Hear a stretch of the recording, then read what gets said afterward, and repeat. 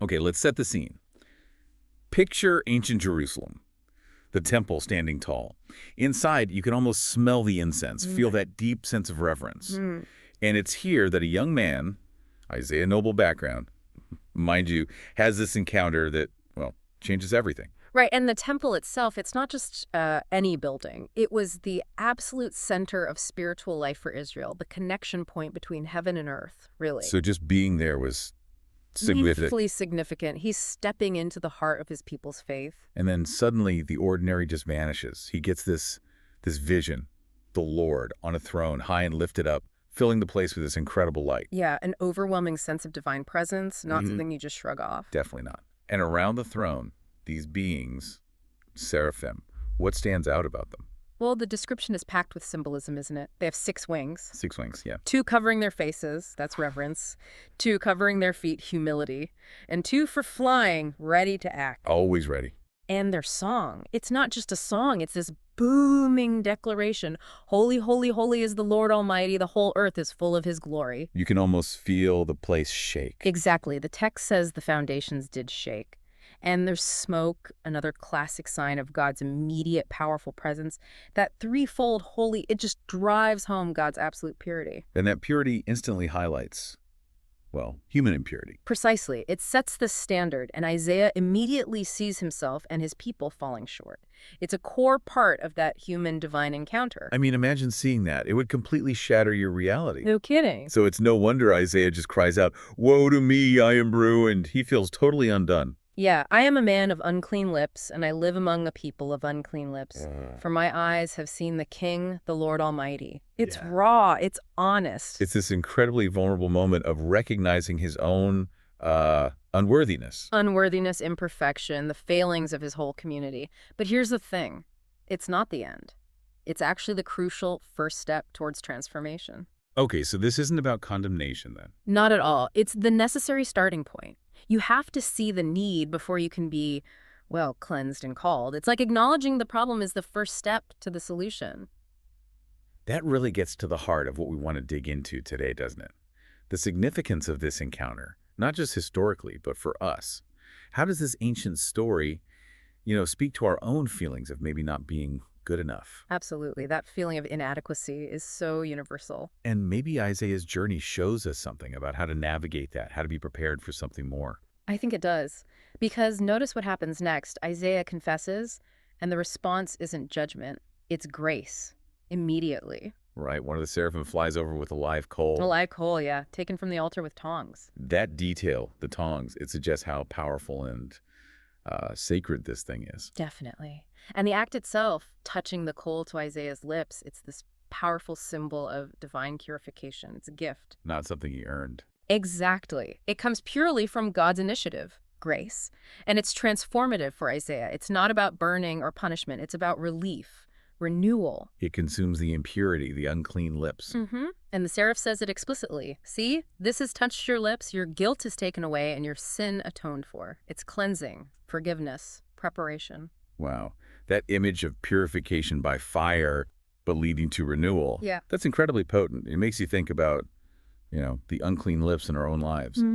Harsh words, maybe, or negative self-talk. Or even actions that don't align with our values. Yeah, those kinds of impurities can really hold us back, make us feel unworthy or incapable. So this isn't just about Isaiah's literal speech then. No, I think it points to a broader truth. We all need some kind of refinement, some inner work, before we can be truly effective, instruments for good. It affects our motivations, our actions, everything. This purification was key for Isaiah. And after this cleansing, the whole atmosphere changes, doesn't it? The fear seems to shift into anticipation. Reverent anticipation, yeah. The terror recedes, and there's this charged quiet. And it's then that Isaiah hears the Lord's voice directly. Whom shall I send, and who will go for us? It's an invitation. It is. It's not a command, you will go. It's a seeking. God is looking for a willing partner. And Isaiah's response. Yeah. Instant. Immediate, unhesitating, here am I, send me.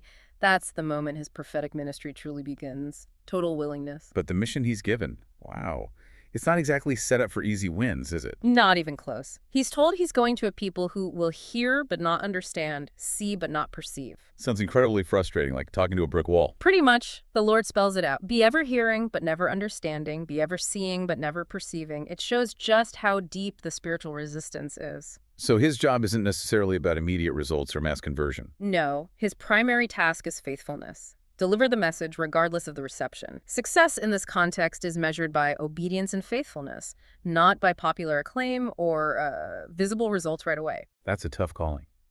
So, armed with this challenging mission, Isaiah steps out. And his first messages, they pull no punches. None at all. He goes straight for the jugular, exposing the religious hypocrisy, the social injustice, the moral decay in Jerusalem.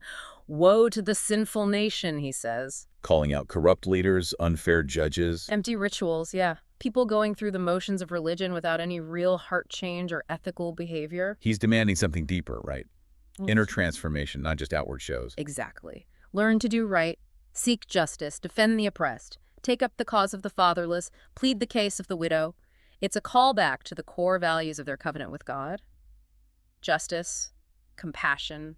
But it's not all doom and gloom, is it? Even with these harsh judgments, there's still a thread of hope. Oh, absolutely. That's crucial. Amidst the warnings, he offers these incredible promises of restoration, like, "Come now, let us settle the matter, says the Lord.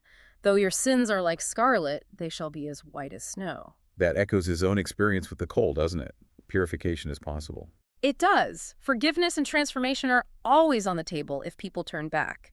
He even foresees Jerusalem becoming the city of righteousness, the faithful city. So there's this constant tension.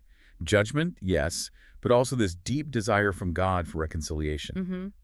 And he doesn't just preach to the crowds, he confronts the powerful. Kings like Ahaz, priests, the false prophet. Right, one's telling people what they wanted to hear. Mhm. Peace and prosperity, even when disaster was looming. Exactly. Isaiah challenges King Ahaz directly during that military crisis we mentioned earlier, tells him to trust God, even offers him a sign. That takes courage. Speaking truth to power like that. Incredible courage. It often put him at great personal risk. But that was the nature of his calling, integrity over popularity. And over time, his message seems to broaden, doesn't it? Yeah. Beyond just Judah's immediate problems. Yes, it expands to encompass God's larger plan, not just for Israel, but for all nations. And this is where we get those amazing messianic prophecies. The coming king from David's line. Right. A ruler who would finally establish true justice and lasting peace. The imagery is just stunning. The wolf will live with the lamb. Nations will beat their swords into plowshares. It's a vision of a completely transformed world. Harmony, justice, no more war. It's radical. And he didn't just talk, he performed these symbolic actions too. He did, like walking around naked and barefoot for 3 years. 3 years. That's commitment. It was a living, breathing sign about the fate of Egypt and Cush, nations Judah was tempted to rely on. It was shocking, unforgettable, a visceral way to drive the message home when words weren't enough. Making the message impossible to ignore. Exactly. These weren't just weird acts, they were embodied prophecies, showing his total submission to God's direction, no matter how strange it seemed. But surely he must have faced discouragement when people just wouldn't listen. Oh, undoubtedly, the text hints at it. But it seems that initial temple vision, that overwhelming encounter with God's holiness and his own calling, that sustained him. That foundational experience. Yeah, it anchored him. It reminds us how important those moments of clarity or deep connection can be in our own lives, carrying us through tough times. So taking a wider view, Isaiah's message really breaks out beyond Israel's borders. It does. He sees this future where God is worshipped by everyone, all nations streaming to Jerusalem, not for politics, but for spiritual wisdom. Many peoples will come and say, "Come, let us go up to the mountain of the Lord. He will teach us his ways." That's a vision of like universal connection. Universalism, exactly. A future where humanity finds unity in understanding and worshiping God. And Isaiah himself, he wasn't just delivering messages, he was also praying for his people. Acting as an intercessor. Yeah, his prayers show this deep love and concern for them, even while delivering hard truths. He's invested. That's a really important balance, isn't it? Speaking truth, but doing it out of genuine care. It is, and we have to remember the cost. Rejection, ridicule. Tradition even holds he was martyred. His life really shows that standing for truth against the status quo often comes with opposition. But his faithfulness is just remarkable. And his legacy, well, it's immense, shaping both Jewish and Christian thought for millennia. Especially those messianic prophecies. Absolutely. Christians see them pointing directly to Jesus. But even beyond that, his visions of peace and justice still inspire people everywhere, striving for a better world. Let's zoom in on that encounter with King Ahaz again. It really crystallizes that conflict between faith and, well, real It politics. really does. Ahaz is in a tight spot. This alliance of Israel and Syria is threatening him. He's got a choice: trust God or make a deal with the regional superpower, Assyria. And Isaiah meets him at a very specific place, the aqueduct, near the washerman's field. Seems almost mundane for such a critical moment. Sometimes the biggest choices happen in ordinary places, right? And Isaiah tells him basically, keep calm. Trust God, don't panic. Easier said than done when armies are massing. True. Which is why God makes this incredible offer through Isaiah. Ask for a sign, any sign you want, high or deep. Proof of God's help. An open invitation for reassurance. What king wouldn't take that? Ahaz doesn't. He refuses. And he makes it sound pious. I will not ask. I will not put the Lord to the test. But it's not really piety, is it? No, the context suggests it's a lack of faith. Mhm. He's already leaning towards the Assyrian alliance. He doesn't want to be forced to trust God. He wants to rely on his own political maneuvering. So Isaiah calls him out.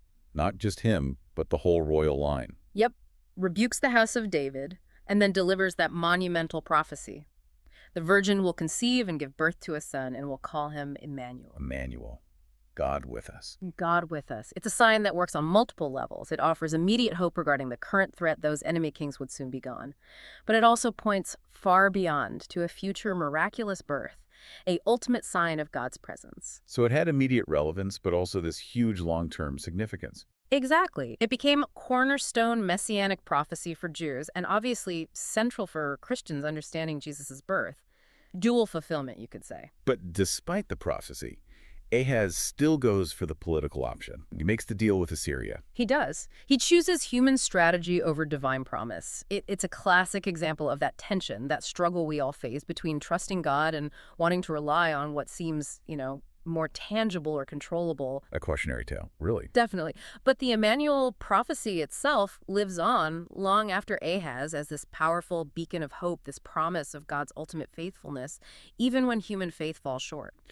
Okay, let's shift gears slightly to those broader visions Isaiah had, not just about immediate crises, but this future of, total peace and restoration. Yeah, these are some of the most breathtaking passages.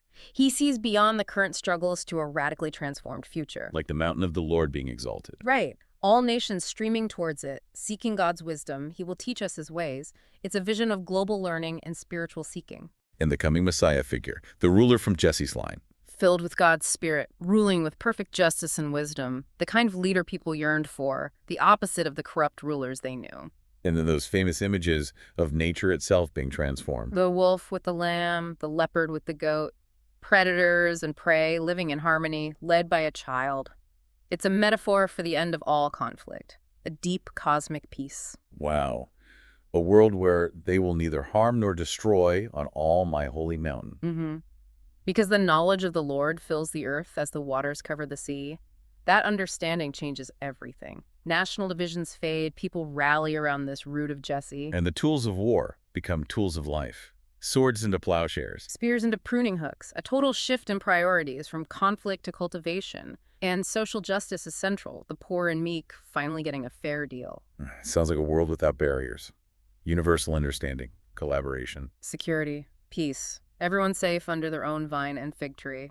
Contentment. Even the land itself is healed, the desert blossoming. Yes, creation itself is renewed. There are promises of long life, an end to weeping and sorrow in Jerusalem. Universal worship becomes the norm. It's such a powerful message of hope, especially for people facing exile or hardship. Absolutely. It's about more than just returning home physically. It's a promise of complete spiritual, social, even cosmic renewal. God is the great restorer. Level mountains, raised valleys, preparing the way. And Jerusalem itself becomes this beacon, this light to the nations. Arise, shine, for your light has come. There's even talk of new heavens and a new earth. The complete reset. Total renewal. And it includes everyone. The marginalized, the afflicted, they're healed and brought in. My house will be called a house of prayer for all nations. It's incredibly inclusive. It is, and Yeah. deeply healing. God binding up wounds, his law written on people's hearts, not just external rules. Abundance replaces scarcity. And that servant figure you mentioned, bringing justice gently but persistently. Yes, the suffering servant passages point to this compassionate leader who won't give up until justice prevails. And again, linking worship and action. Right, that fasting quote. Is this not the fast I have chosen to loose the chains of injustice? It powerfully connects devotion to God with how we treat others, especially the vulnerable. You can't separate them. So it all comes together. International reconciliation, social justice, spiritual renewal, God's presence fully realized. Exactly. All the ends of the earth will see the salvation of our God.